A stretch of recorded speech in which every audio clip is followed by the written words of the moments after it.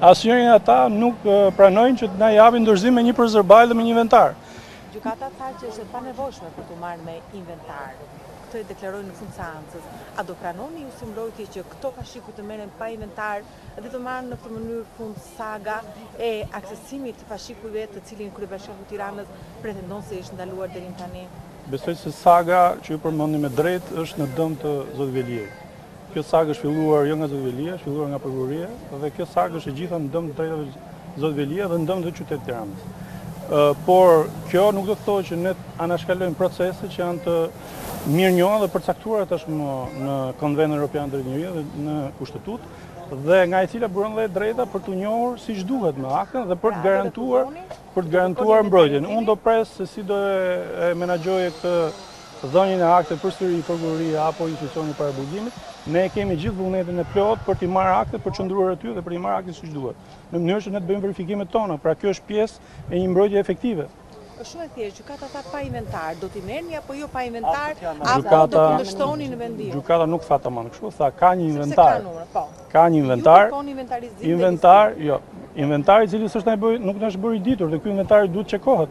Pra dakord, pas ka një inventar që ne nuk e dimë, ka inventar, por meqenëse gjykata e tha, dakord, atëherë le ta çekojmë, vihet dikush prezencë tonë dhe çekojmë inventarin e dosjes nëse janë vërtet sipas inventarit të dosjes apo jo, sepse patjetër që ekziston mundësia që mos jenë bazuar mos jenë përputhje me inventarin.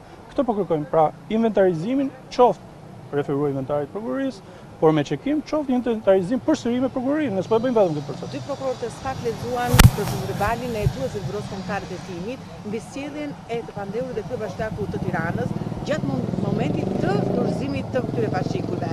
A jeni ju ndjeni për ato që prokurorët lexuan në gjykatë mbi ofendimin e prokurorit nga Kryebashkiaku e të tjera dhe disa situata të tjera që ai është një përzërbali një anshëm i mbajtur nga njëra prej palëve, asaj pale që sot përfaqëson akuzën. Por prokurorët nuk thanë se çfarë sjellje kanë bërë oficerët e policisë gjyqësore, nuk thanë që oficerët e policisë gjyqësore kanë shkuar pa njoftim ndaj Zot Veliej, pa njoftim të avokatit kryesisht dhe në qeli e përsëris, në qeli, në mënyrë pa autorizuar, në qeli nuk shkon askush, nuk lejohet ty askush. Pse kanë bërë prokurorët në mënyrë të njëanshme, sipas? Përzërbali është i njëanshëm, pra shfirmosur vetëm nga ata. Nuk ka një firmë nga nga avokati Zot Veliej, as nga vetë Veliej. Që do të thotë që ai nuk është akt i cili mund të konsiderohet si shikuar në vendim gjykata që duhet të ishte dhe avokati pranishëm? Avokati asiston kudo klientin për më tepër për çështje të kësaj natyre që është një proces masiv i marrjes akteve, i verifikimit të akteve, i vlerësimit të natyrës aktit dhe përrjedhoj sigurisht që i pandehuar ka drejt të kërkojë në çdo moment asistimin juridik nga një mbrojtës dhe patjetër që duhet garantohet dhe nuk është me vullnet, është detyrë e organit që ka marrë përsipër të njohur me akt. Faleminderit. Absolutisht po. Proces të vijojë në një kohë të arsyeshme dhe të shpejtë.